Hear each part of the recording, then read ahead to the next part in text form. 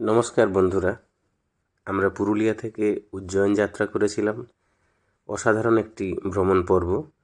আপনারাও চাইলে পুরুলিয়া থেকে বা কলকাতা থেকে উজ্জয়ন ঘুরে আসতে পারেন।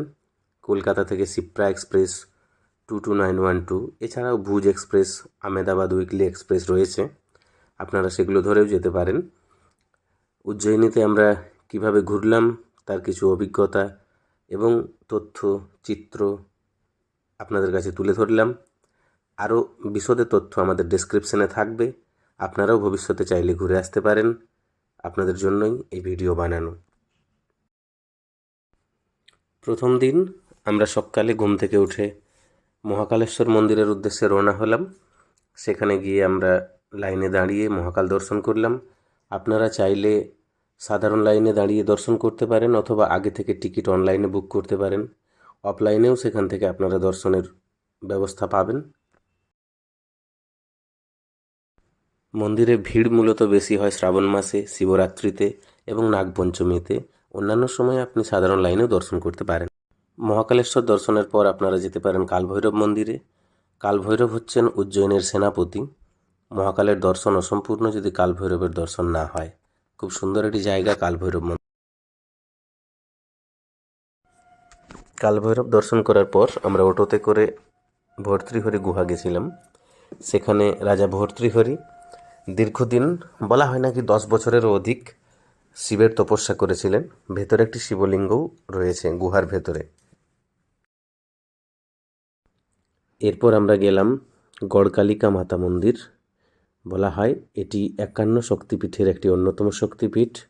এখানে সতীর ঊর্ধ্ব ওষ্ঠ পতিত হয়েছিল এবং এই মন্দিরের সঙ্গে যুক্ত ছিলেন কালিদাস। দেবী গড়কালিকার দ্বারা তিনি প্রভাবিত হয়ে বেশ মন্ত্র রচনা করেছিলেন। তারপর আমরা পৌঁছালাম মঙ্গলনাথের মন্দিরে। সারা পৃথিবীর একমাত্র মঙ্গলনাথের মন্দির এটি।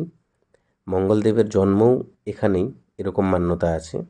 যাদের কুণ্ডলিতে মঙ্গলজনিত দোষ রয়েছে বা যাদের বিবাহ বিলম্বিতভাবে হয়, তাদের এই মন্দিরে পুজো দিলে দ্রুত বিয়ে হয়, এরকম একটি মান্যতাও রয়েছে।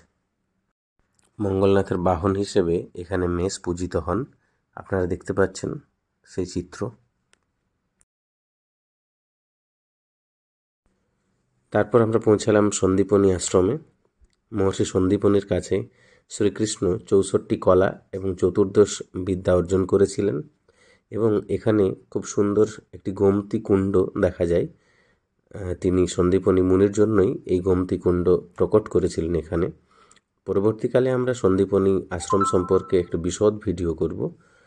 এছাড়া এখানে আরেকটি আকর্ষণ হচ্ছে, এখানে নন্দী দাঁড়িয়ে রয়েছেন।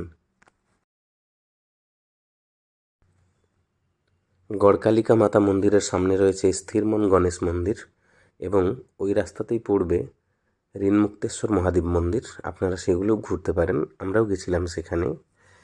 তারপর বিকেলবেলা একটু রেস্ট নিয়ে আপনারা সন্ধ্যের সময় বেরিয়ে যেতে পারেন মহাকাল লোকের উদ্দেশ্যে।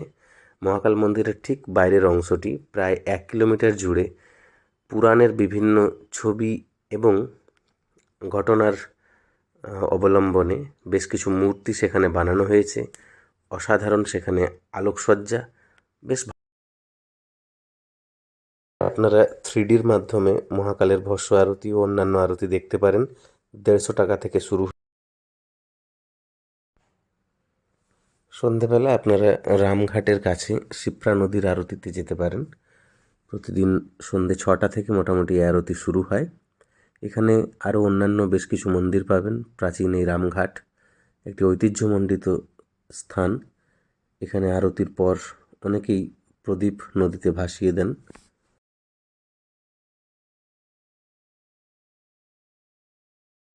রামঘাটে শিপ্রা নদীর আরতি দেখার পর আপনারা পায়ে হেঁটে চলে যাবেন হরসিদ্ধি মাতা মন্দিরের আরতি দর্শনের জন্য।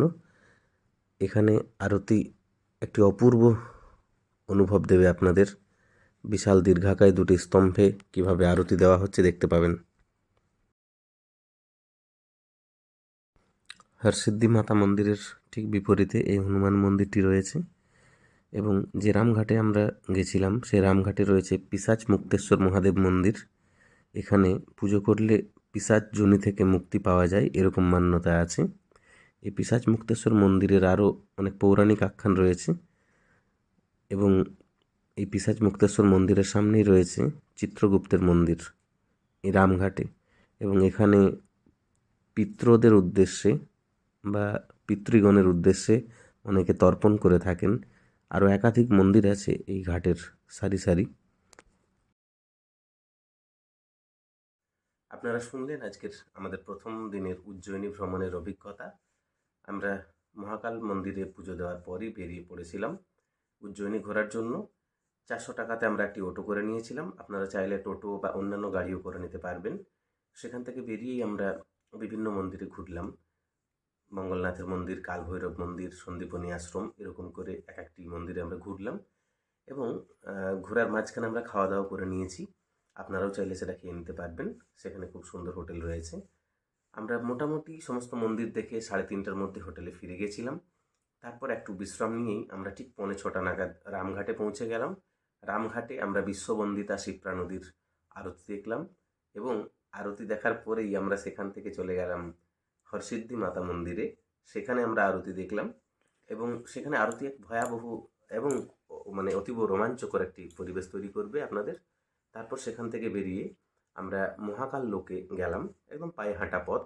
মহাকাল লোক প্রায় 1 কিলোমিটারের কাছাকাছি বিস্তৃত। শিবপুরাণ এবং অন্যান্য পুরাণ থেকে বিভিন্ন ঘটনার সেখানে মূর্তি বানানো রয়েছে। এছাড়া সঙ্গে রয়েছে আলোকসজ্জা, আপনারা দেখে নিতে পারবেন। নমস্কার।